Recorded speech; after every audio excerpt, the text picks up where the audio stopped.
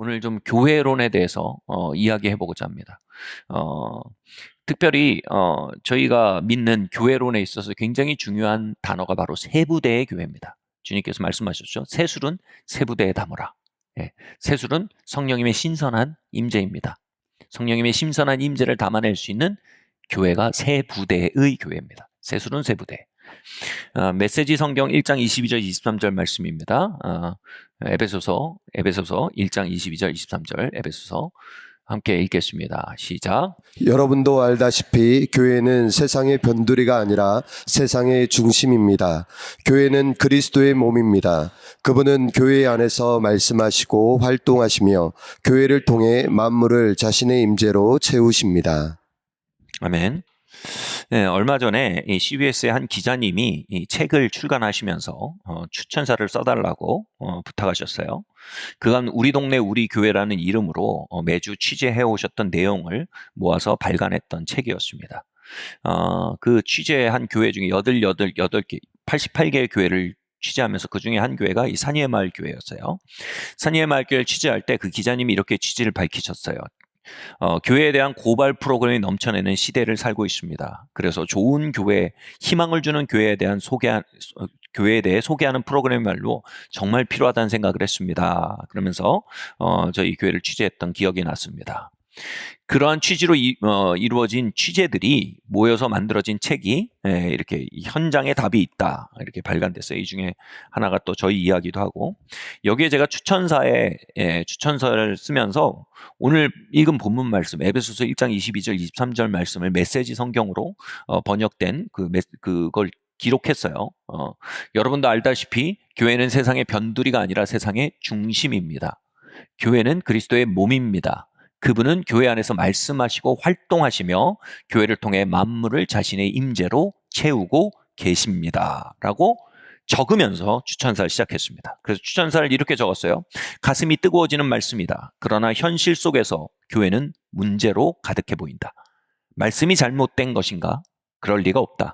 혹시 우리가 교회를 비추어 보는 거울을 잘못 선택하고 있는 것이 아닐까? 우리가 세상의 거울에 교회를 비추어 보고 있기 때문이 아닐까? 우리 동네 우리 교회, 이 프로그램 이름이에요. 이 현장에 답이 있다라는 책이죠. 이는 교회를 비추는 하늘의 거울이다.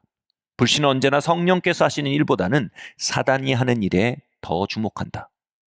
불신은 여전히 교회의 타락의 소식에 집중하고 확대하고 재생산한다.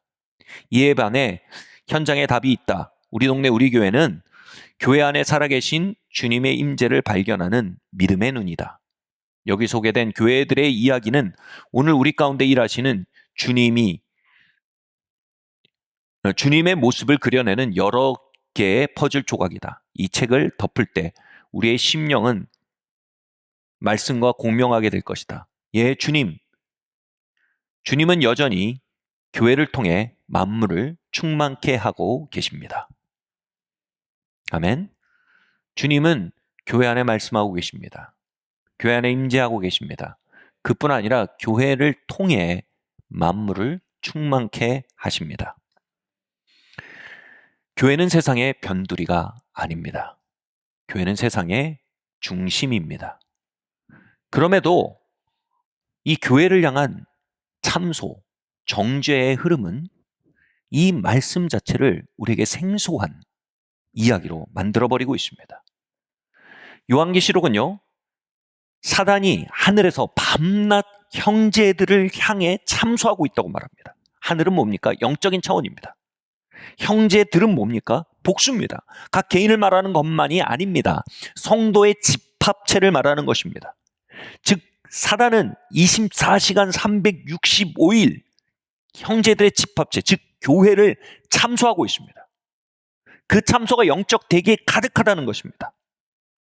제가 인도의 캘커타라는 도시에 간 적이 있었어요. 거기 공기가 너무 좋지 않습니다. 30분만 숨을 쉬면요, 콧속이 까매져 있습니다. 이 기도에도 폐에도 그것이 이렇게 찬다고 합니다. 여러분, 우리가 쉬는 영적 공기, 숨 쉬는 영적 공기 안에 여러분, 교회에 대한 참소가 있다는 걸 우린 기억해야 합니다. 그리고 어린 양의 피와 그 증거하는 입술로 그 참소를 이긴 형제들에 대해서 곧이어 성경은 증거하고 있습니다. 우린 예수께서 핏값 주고 사신 교회를 바라봐야 합니다. 예수께서 핏값을 주고 사셨다는 것은요, 어마어마한 가치를 가졌다는 것입니다. 어마어마한 효용을 가졌다는 것입니다. 그 예수의 핏값 위에 서서 그분의 핏값 치른 교회의 가치와 교회의 목적과 청사진에 대해 증거함으로 우린 그 정죄의 영적 규를 파하는 사람들이래야 합니다. 이 참소의 목소리는요, 교회의 온갖 유익에 대해서 침묵하면서 교회의 타락에는 돋보기를 들이대는 언론의 움직임 속에 이미 가득합니다. 이 참소의 목소리는요, 우리가 교회를 통해 받은 은혜는 쉽게 잊어버리고 받았던 상처는 오래오래 간직하는 우리의 마음속에 이미 역사하고 있습니다. 우리는 교회를 둘러싼 참소라는 영적 기후에 대해 깨닫고 깨어나야만 합니다. 그럴 때 우리는 교회들 안에 사단이 이루어 놓은 일들에 대해 집중하는 것을 걸어 나와 교회들 안에 하나님이 하고 계신 일을 발견하고 그것에 참여하고 그것에 참여로 말미암아 비로소 만물을 충만케 하게 오늘도 이루고 계신 하나님과 동역하며 이 땅을 걷는 돌파구를 얻게 될 것입니다. 그리고 이 일을 통해 교회에 대해 우리가 식어졌던 마음들이 다시 뜨거워지기 시작할 것입니다. 여러분, 이 교회론에 대한 바른 정립이 없이는요, 우리가 가진 신앙과 우리가 가진 영성과 우리가 가진 헌신이 세상으로 흘러나갈 출구를 얻지 못하게 됩니다.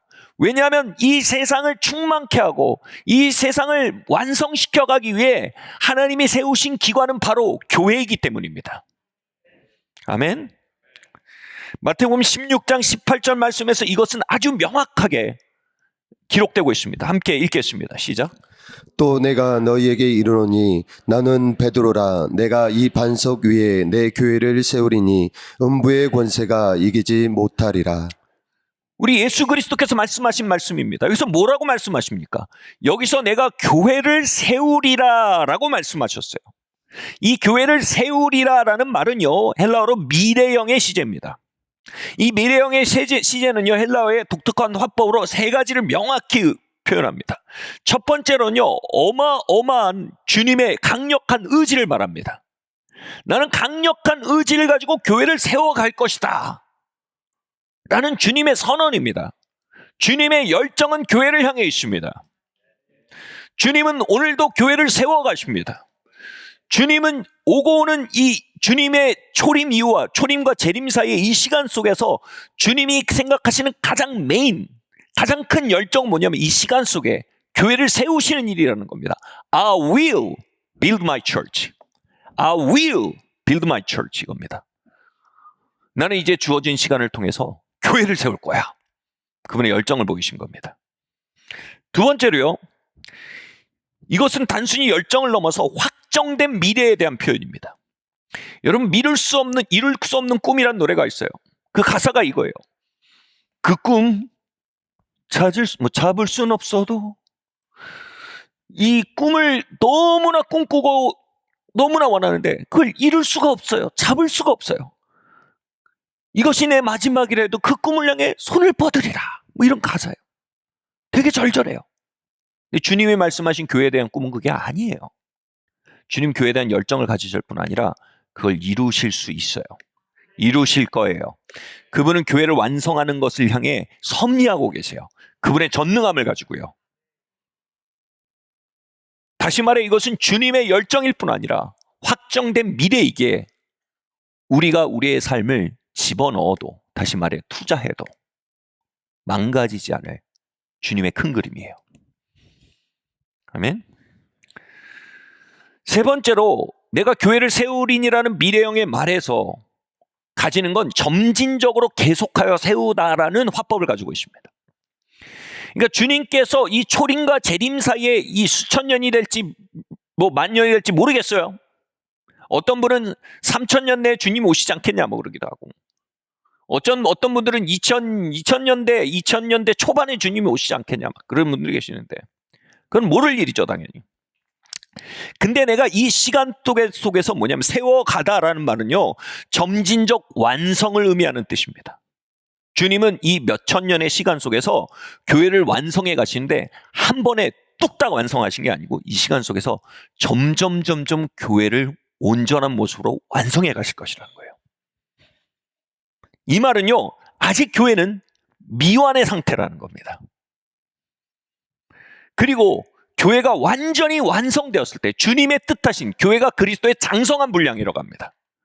그리스도가 이 땅에서 장성한 분량으로 걸어 다니실 때 갈릴리의 하나님의 말씀과 하나님의 임재로 가득했습니다. 그런 것처럼 교회가 그리스도의 장성한 분량으로 성장하여 될 때 이 만물 안에 하나님의 말씀과 임재로 가득해질 것입니다. 뭘 통해서요? 교회를 통해서요. 주님은 그리스도의 장성한 분량의 교회를 꿈꾸시면서 지금도 역사 속에서 교회를 성장시키고 계십니다. 아멘. 그러면 교회가 완성됐다, 교회가 성장하고 있다는 말은 뭡니까? 왜 주님은 교회를 세우기 원하십니까? 왜 주님은 교회를 완성하여 가시면서 그 완성을 역사의 완성과 연동되는 과정으로 바라보십니까?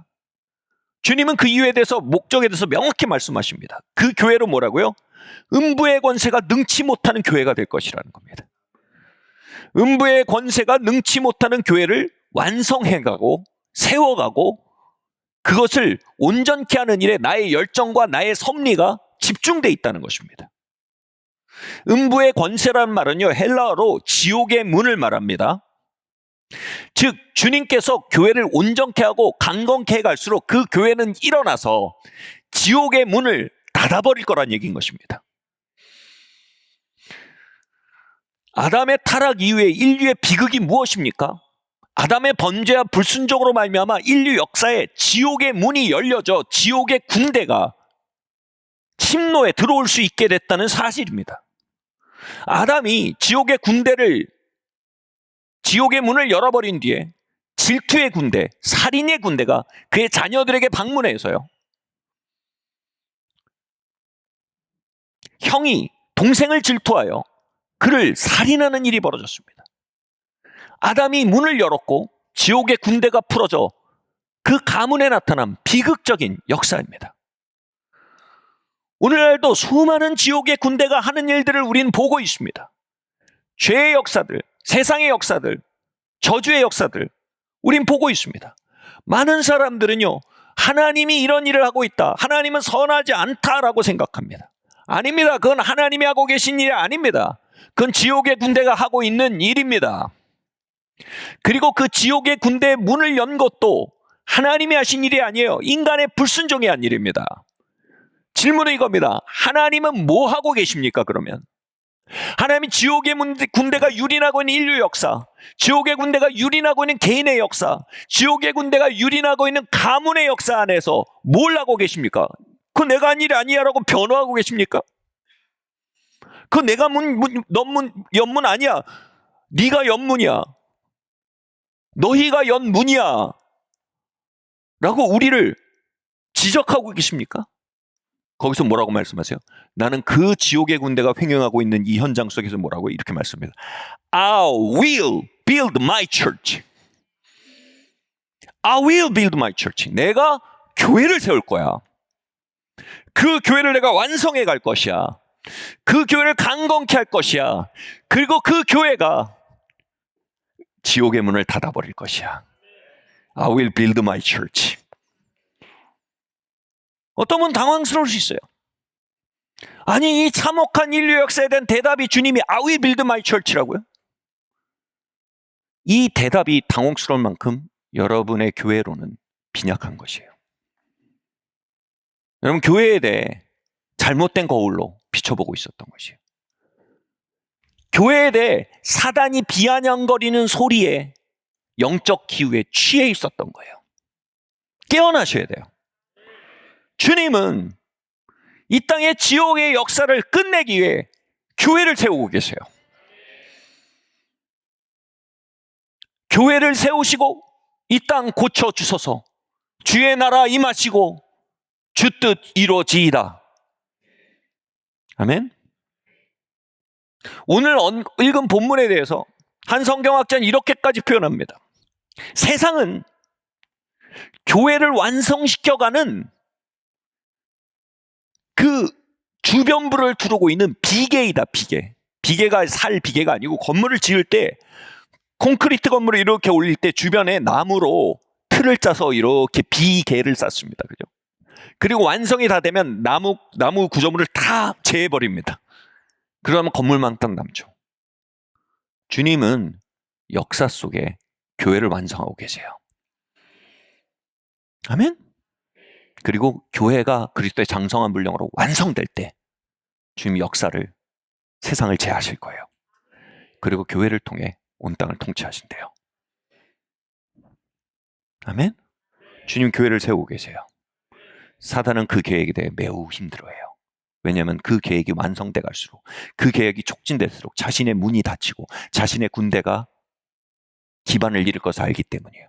그들이 할 수 있는 최선의 전력은 이거예요. 교회에 대해 냉소하게 만드는 거예요. 교회를 완성해가는 주님의 열정에 사람들이 참여하지 못하게 만드는 거예요. 교회를 완성해가는 주님의 섭리에 사람들이 이해하지 못하게 만드는 거예요. 교회를 통해 지옥의 문을 닫겠다라고 말씀하신 주님의 전략에 사람들이 노맨입니다라고 말하게 하는 거예요. 그리함으로 주님의 섭리와 계획에 참여자가 되지 못하게 만드는 거예요. 그래서 주님의 계획을 슬로우 다운 시키는 게 그들이 하는 최선이에요. 그래서 저는 최선을 다해 오늘 여러분에게 이 말씀을 전하고자 합니다. 주님 교회를 세우고 계십니다. 아멘.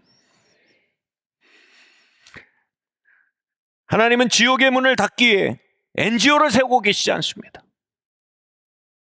저 3세계, 제3세계 가난의 문제를 해결하는 NGO가 지옥의 문을 닫을 것이다. 아니요. 주님 지옥의 문을 닫기 위해 교회를 세우고 계십니다. 교육에 힘써 국민의식을 끌어올려 국민의식이 개선된다면 이 땅에 지옥의 문이 닫힐 것이다. 아니요. 주님은 교회를 세워 지옥의 문을 닫을 계획을 가지고 계십니다.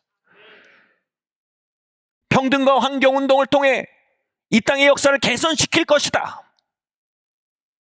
그러나 주님의 생각은 교회를 완성시켜 지옥의 문을 닫는데 주님의 뜻을 가지고 계심을 성경은 명확히 말하고 있습니다. 나의 교회론과 하나님의 교회론이 상충된다면 변해야 할 건 우리의 교회론이지 하나님의 교회론이 아닙니다. 하나님의 교회론과 우리의 교회론이 어긋나 있다면 하나님이 생각을 바꿔 우리에게 맞춰야 되는 게 아닙니다. 우리가 생각을 바꿔 하나님께 맞춰야 되는 것입니다. 아멘. 만나는 교회라는 프로그램을 촬영할 때였어요. 제 인생을 바꾼 노래에 대해서 묻더라고요. 그래서 제가 그때 이 찬양을 골랐어요. 주 영광 여기 임하사 열방향에 그 빛 비추소서. 주의 얼굴 구할 때 주의 향기 머무소서. 이 찬양을 제가 고른 이유는 명확해요. 이 찬양이 바로 에베소서가 가지고 있는 교회론을 명확하게 표현했기 때문입니다. 특별히 2절 가사가 이렇게 됐어요. 열방의 통치자 만물이 보리라 신실한 주의 약속으로 교회는 승리하리. 우릴 돌아보사 강건케 하소서. 연약함 모두 벗어지고 승리케 하옵소서. 아멘. 여러분, 인류를 향해 주님이 주신 약속은 변개치 않습니다. 주님의 계획은 명확합니다. 열방의 통치자께서는 신실한 약속으로 승리의 교회를 세워가기로 작정하셨습니다. 그리고 그 승리의 교회 위에 주 영광 여기 임하사 열방향에 그 빛 비추소서, 열방의 빛을 비추시기로 계획하셨습니다. 그래서 우린 기도해야 합니다. 주의 얼굴 구하며 주님의 영이 우리 가운데 강림하셔서 뭐라고요? 연약함 모두 벗어지고, 교회는 하나님의 계획 안에 있음에도, 하나님의 열정 안에 있음에도, 하나님의 섭리 안에 있음에도 많은 연약함을 가지고 있습니다. 죄에 대해 승리하지 못하는 연약함, 저주에 대해 승리하지 못하는 연약함, 세상의 영과 옛본성을 이겨내지 못하는 연약함을 가지고 있습니다. 그 연약함, 교회의 현실에 대한 주님의 답은 주님의 영광을 그 교회 가운데 흘려보내시는 겁니다. 주의 영을 쏟아부으시는 것입니다. 주님은 나는 교회가 이렇게 약할 줄 몰랐어. 나는 교회가 이렇게 비리비리할 줄 몰랐어. 계획을 바꾸려고 해. 우리 정치를 통해 일해보자. 우리 대학을 통해 일해보자. 주님 플랜 B, 플랜 C를 가지고 있지 않습니다. 주님은 교회의 연약함을 알고 계십니다. 그리고 그 연약함을 벗길 주님의 대안을 가지고 계십니다. 그 대안은 뭐라고요? 주 영광 여기 임하사. 하나님의 영을 교회 안에 부으신다는 약속이 성경 안에 곳곳에 기록되어 있습니다.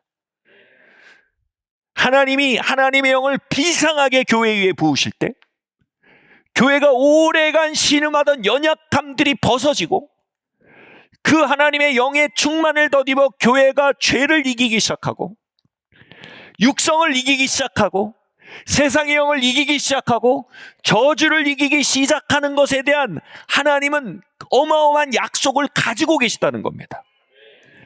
우리가 가진 교회론과 현실 교회 사이의 이 격차 안에 신음하는 자들이 하나님의 약속을 붙들기 시작하고요. 하나님의 영을 교회 안에 부으셔서 승리의 교회를 세우시겠다는 약속을 우리는 믿습니다. 하나님 교회를 향한 하나님의 의도는 변개치 않음을 우린 믿습니다. 승리의 교회를 세워 지옥의 문을 닫으시겠다는 주님의 계획 또한 명료한 줄 믿습니다. 우리에겐 돌아갈 길이 없습니다. 우리에게 유일한 돌파구는 이겁니다. 주님, 주 영광 여기 부어주십시오. 주님의 영을 여기에 쏟아 부어주십시오. 그래서 열방향에 그 빛을 비추게 만들어 주십시오. 예, 우리는 약합니다. 예, 우리는 여전히 투쟁하고 있습니다. 그러나 우리는 그리스도의 몸입니다. 교회는 세상의 주변부가 아닙니다. 교회는 세상의 중심입니다. 주님은 교회 안에 임재하시고 교회 안에 말씀하시고 교회를 통해 만물을 채우겠다고 말씀하셨습니다. 주님 그 승리의 교회를 일으키시옵소서라고 우리도 예수 그리스도의 열정을 품고, 아멘.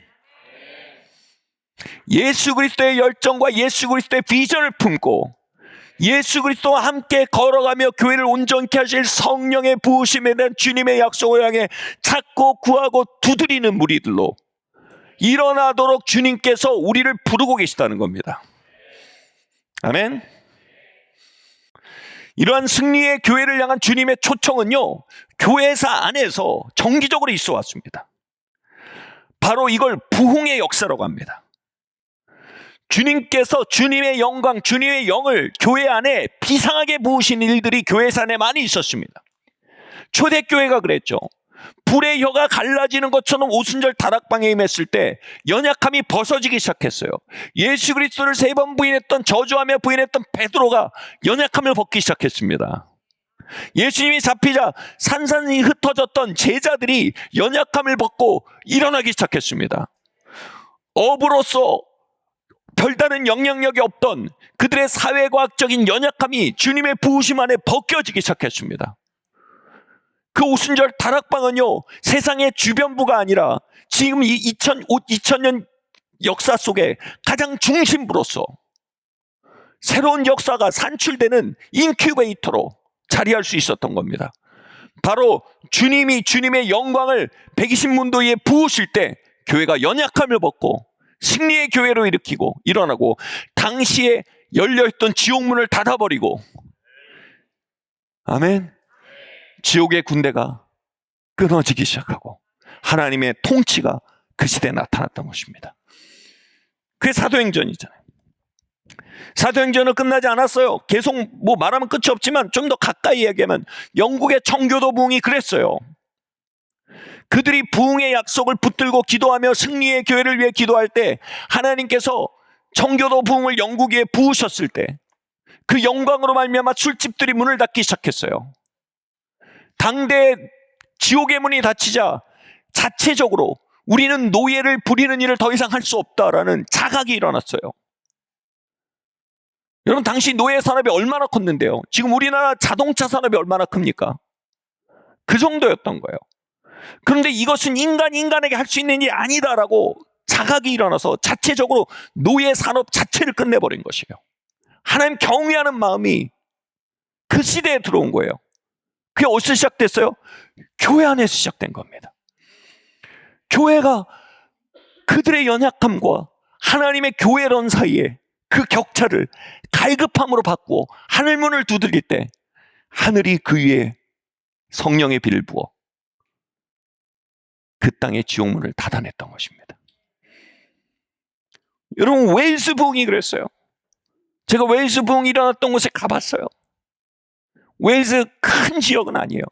그런데 웨일스의 한 교회에 일어났던 부흥으로 말미암아 웨일스 전체가 하나님의 임재와 하나님의 자비와 공의 가운데 들어가기 시작했어요.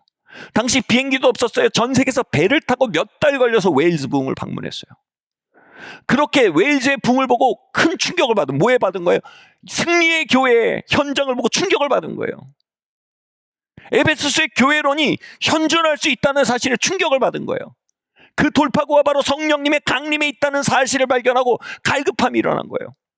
그 중에 한 명이 누구였습니까? 그 중에 한 그룹이 바로 평양 대부흥에 불씨를 붙였던 선교사님들이에요.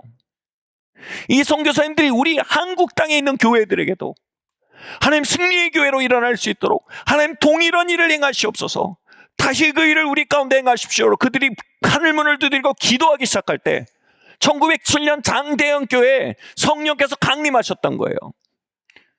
축첩제도, 당시 한 남자가 수많은 여자를 데리고 사는 게 보통이었어요. 평양 대부흥이 축첩제도를 끝냈다라는 역사적 평을 받습니다. 그들의 마음속에 하나님 경외함이 오면서 더 이상 내가 여러 여자를 데리고 있을 수 없다는 사실을 알게 된 거예요. 여러분, 오늘날은 다릅니까? 오피스 와이프, 오피스 허스밴드, 뭐가 다릅니까? 하나님에 대한 경외함이 들어올 때요, 이런 문화의 문이 닫혀버리는 거예요. 여러분, 이건 무브먼트로 되는 게 아니에요. 하나님의 영을 부으셔야 돼요.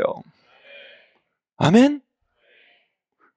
제가 이 에베소서의 교회론을 읽고 가슴이 뜨거워지고 신학자들의 교회론을 읽으면서 현실교회와 하나님의 교회론 사이에 격차로 인해 깊은 갈망을 품게 됐을 때, 그리고 부흥의 역사를 보게 됐을 때, 그리고 성경의 부흥에 대해 수많이 기록되는 약속들을 보게 됐을 때 제 마음속에 큰 질문이 생겼어요. 하나님은 다시 일을 하실 것인가? 우린 다시 그 일을 위해 기도할 수 있나? 그럼 하나님 지금도 그 일을 행하실까? 당시에 2002년도에 아주 오랜 가뭄이, 역사적인 가뭄이 진행되고 있었습니다.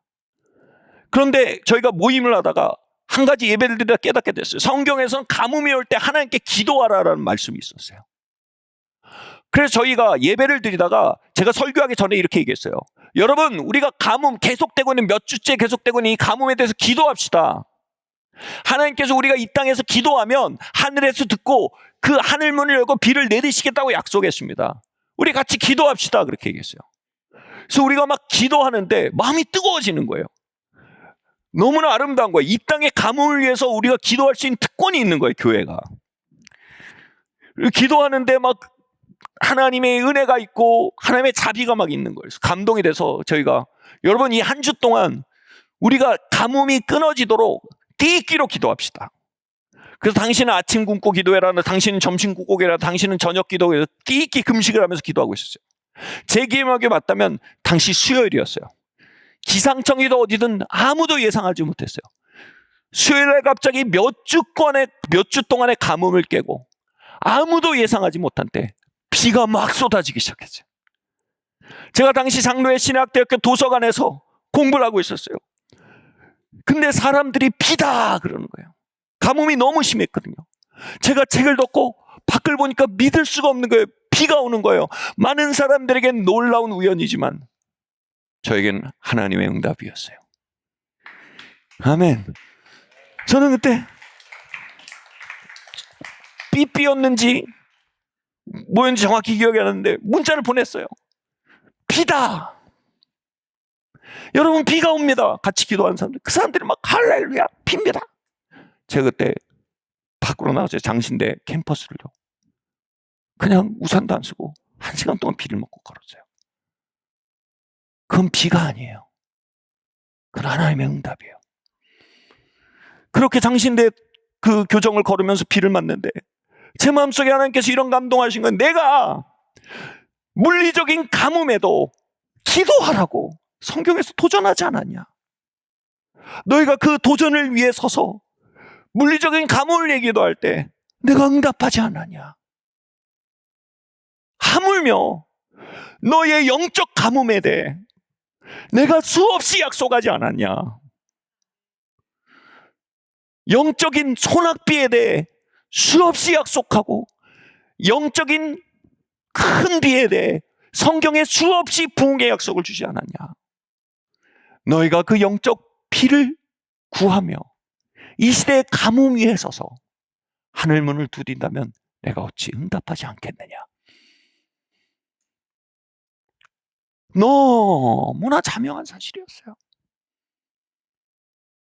2002년 제 마음은 명확해졌어요. 하나님, 이 땅에 비를 부어주십시오. 주 영광 여기 임하사 열방향에 그 빛 비추소서. 주의 얼굴 구할 때 주의 향기 머무소서. 열방의 통치자 만물이 보리라. 신실한 주의 약속으로 교회는 승리하리. 우리를 돌아보사 강건케 하소서. 연약함 모두 벗어지고 승리케 하옵소서. 아멘. 얼마 뒤 우리의 연약함을 벗겨내고 승리의 교회로 일으키시겠다는 주님의 약속을 붙들고 10여 명의 청년들이 집중적으로 기도하기 시작했습니다. 그리고 몇 주가 되지 않아서 하나님의 집중호우가 그 모임 가운데 부어지기 시작했습니다. 우린 한 번도 보지 못한 방식으로 죄를 토하는 모습을 보았습니다. 한 번도 보지 못한 방식으로 악을 이기는 모습을 보았습니다. 한 번도 보지 못한 방법으로 세상의 영을 이기는 모습을 보았습니다. 하나님의 영이 부어질 때 연약한 자들이 승리의 교회로 일어난 모습을 보았습니다. 물론 그것은 한국 땅 전체에 부어진 비는 아니었습니다. 열방에 부어진 비는 아니었습니다. 그 모임 가운데 부어졌던 국지성 호우였습니다. 그러나 그것만으로도 우리는 승리의 교회를 확신하고 꿈꾸게 주저하지 않을 수 있었습니다. 그렇게 그 안에 하나님의 집중호우가 부어지자 그 10여 명의 청년들은 스님의 승리의 교회로 일어나기 시작했습니다. 저희가 한 도시에 방문했습니다. 그 도시에 방문했을 때 그 도시의 현지 선교단체 리더들이 저희와 함께 조인해서요, 한 지역으로 저희를 데려갔어요. 그 블럭은요, 무당 집성촌이었어요. 대나무에 이렇게 무당 깃발이 있어요. 그게 얼마나 빽빽히 고쳐있는지 몰라요. 한 마을 전체가 무당 집성촌이었어요. 그 선교단체 리더가 저에게 말했어요.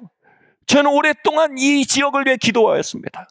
근데 당신들이 온다는 이야기를 듣고 이 지역을 위해 우리가 함께 기도해야 된다는 마음이 들었습니다. 저희는 그 지역을 놓고 기도하다가 이런 마음이 문득 들었어요.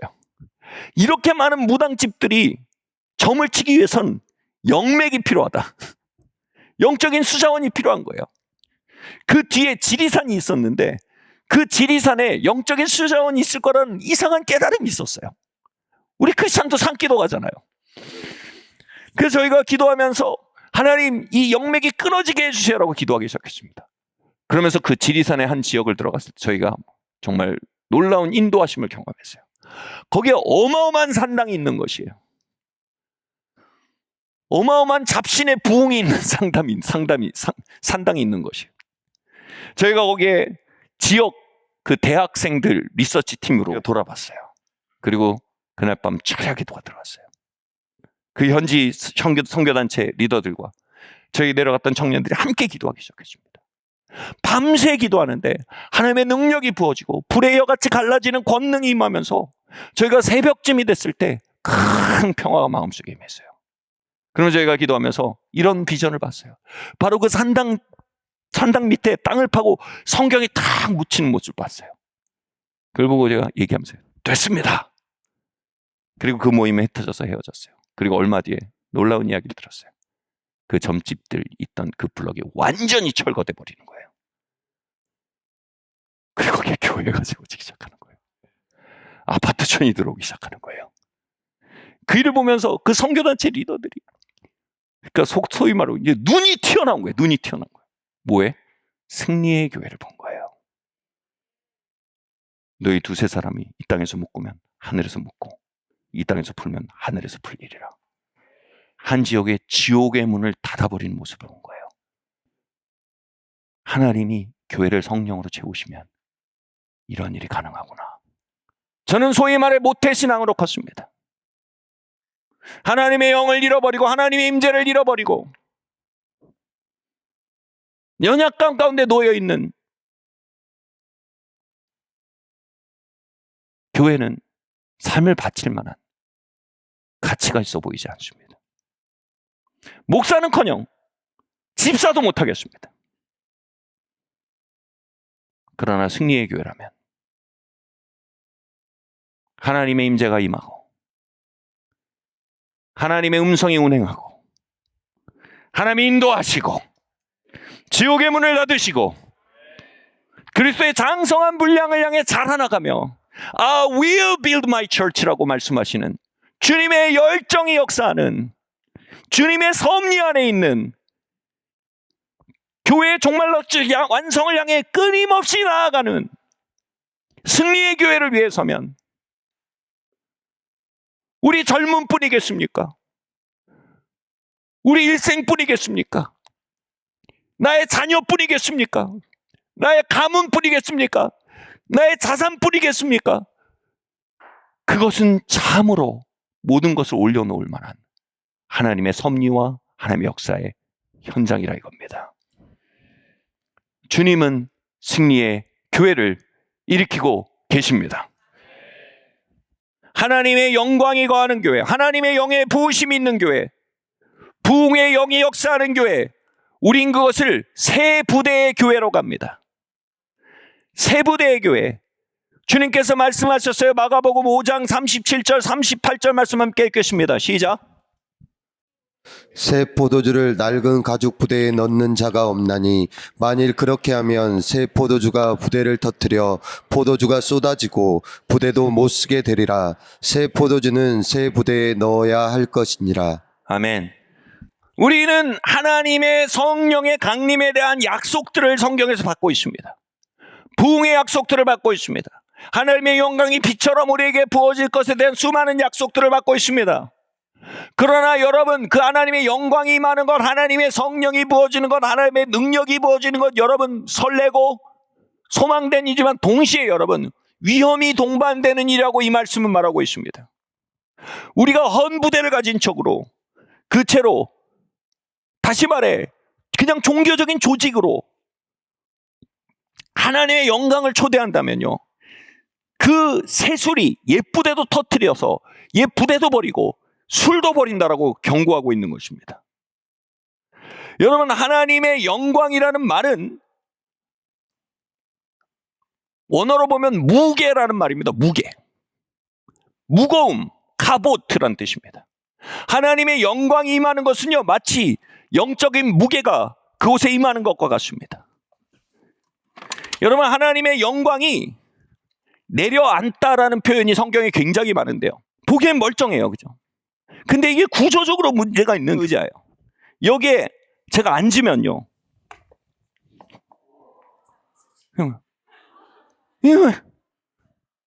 구조적 결함이 있어요.